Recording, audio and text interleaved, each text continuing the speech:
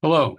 I'm grateful to the organizers of this conference for inviting me to record these remarks. I wish I could be with you in person. I'm going to briefly describe the strategic situation that is emerging in Asia and tell you why I'm increasingly worried about it. Part of the reason are developments that are occurring within Asia, but I'm even more concerned by what's happening to American foreign policy. What I'm about to say will be provocative, and I want to emphasize I am not speaking on behalf of the U.S. government, Harvard University, or anyone but myself.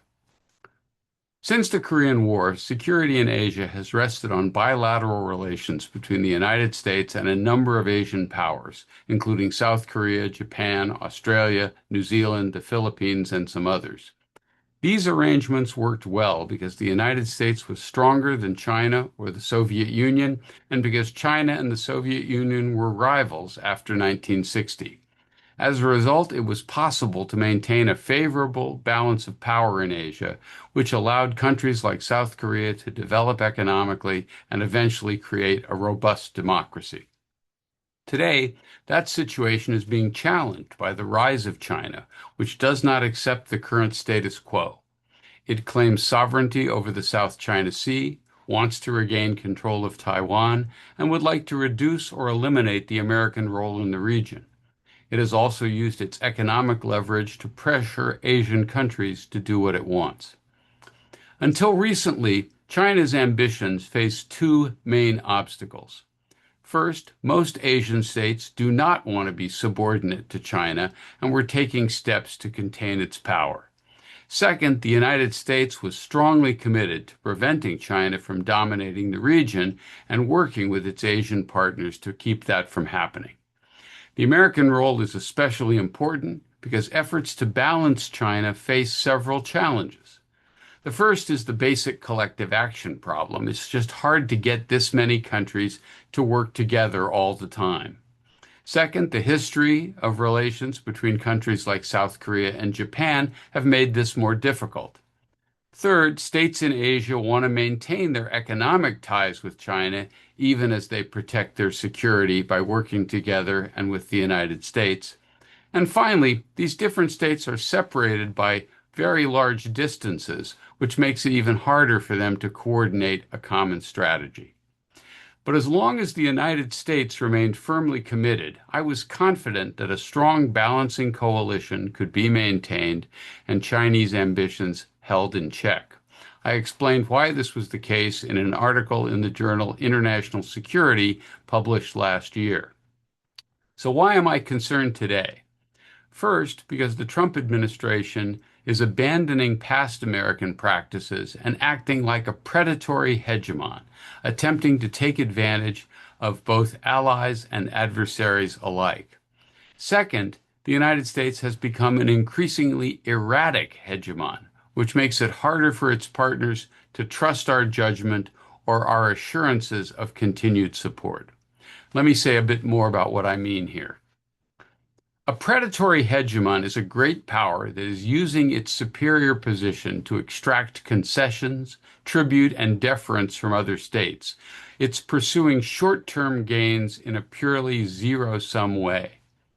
All great powers are predatory to some degree, but usually only toward their adversaries. When dealing with a rival, you want to gain every advantage you can.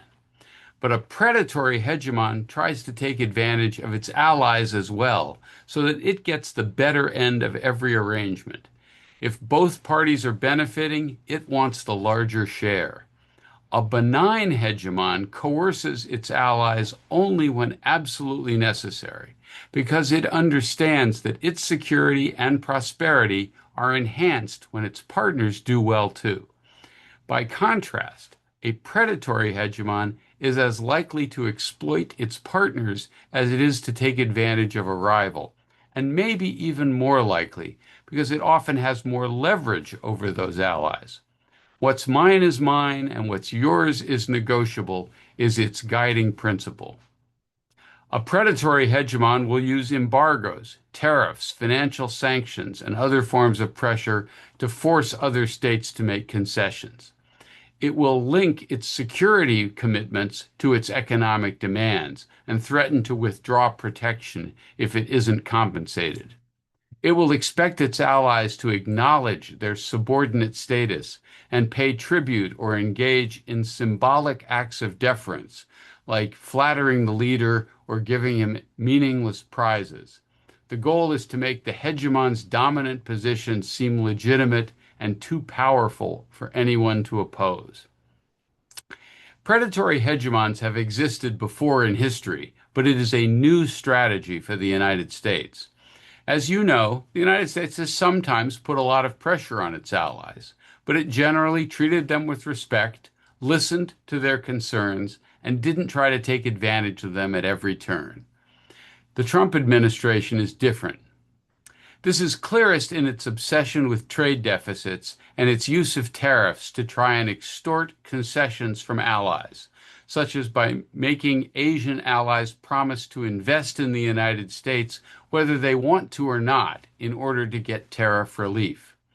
You can also see it in America's recent efforts to punish foreign officials personally by imposing personal financial sanctions, say on members of the International Criminal Court or on UN officials that the United States disagrees with, like Special Rapporteur Francesca Albanese. You see it in the threats occasionally to leave NATO, to abandon Ukraine completely, perhaps a reluctance to defend Taiwan, all of which are being used to try and extract more concessions from countries that are relying on American protection.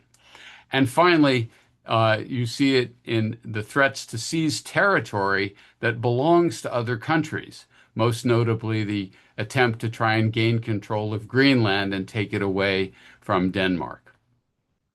This strategy can actually work in the short term because the United States has built up a lot of leverage over the past 80 years, but I believe it will fail in the long term.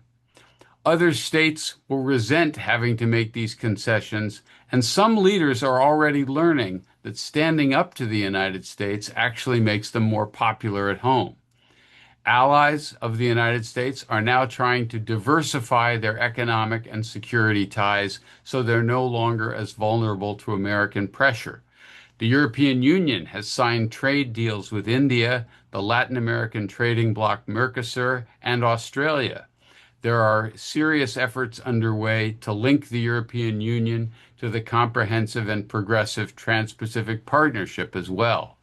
European leaders are visiting Beijing to make new economic deals, again to reduce their reliance on the United States, and Canada has done much the same thing for the same reason. I might add that this situation is a great opportunity for China, which has been trying to portray itself as a stable and predictable force for world order. As the United States is withdrawing from many international organizations, Beijing is increasing its participation in them, which means it will have opportunities to shape global rules while the United States is distracted. Last summer, the Pew Organization did a survey of global opinion and found roughly equal numbers of people around the world favor China or the United States. That is to say, the number who favor China is about equal to the number who favor the United States. But in their words, the trends are in China's favor, and it's not hard to see why, given some of the actions the United States has taken. Finally, let me say a word or two about the implications of the current war in the Middle East. It is now increasingly clear that the Trump administration blundered badly when they chose to launch a war against Iran. They did not realize how costly the war would be and how little it would accomplish. And this raises serious doubts about the competence of American officials and the president's own judgment. Even worse, it shows that they didn't care very much about the likely effects of the war on America's allies. They didn't think enough about the damage that our allies in the Gulf might suffer, or the consequences of the war for allies like South Korea or Japan that depend on oil and gas from the region, or the many farmers around the world who depend on fertilizer that's produced and shipped out of the Gulf. It is much harder for states to trust a great power ally if it behaves erratically or carelessly, and if it doesn't take its partner's interests into account when making big decisions. Let me summarize my main point. The United States is still the world's most powerful country, but its foreign policy has been most successful when it exercised its enormous power with restraint. Treating weaker powers with respect, not trying to squeeze every advantage out of them, helped convince dozens of countries around the world, including South Korea, that partnering with us was preferable to aligning with America's rivals. This was good for the United States and good for our allies as well. A strategy of predatory hegemony squanders those advantages for the sake of short-term gains and ignores the longer-term consequences. And if it continues, the United States will survive, yes, but it will have fewer friends, less security, less influence, and be somewhat poorer than we could have been otherwise. In my view, it is a losing strategy, and the sooner we abandon it, the better. What are the lessons for states in Asia? I think the lesson here is that trying to flatter and appease the Trump administration will not work over the longer term. It will just accept whatever concessions others make and then come back and ask for more. It will try to deal separately with each of our partners because that gives the United States the most leverage. This is, in short, a moment when Asian countries who want to retain American support and help need to work together, coordinate their own strategies, present Washington with a united front, and tell the administration that, yes, you still want to be America's partners, but not victims and not vassals. Thank you very much for your attention. I hope your conference is a great success. With best wishes from Cambridge, Massachusetts, goodbye.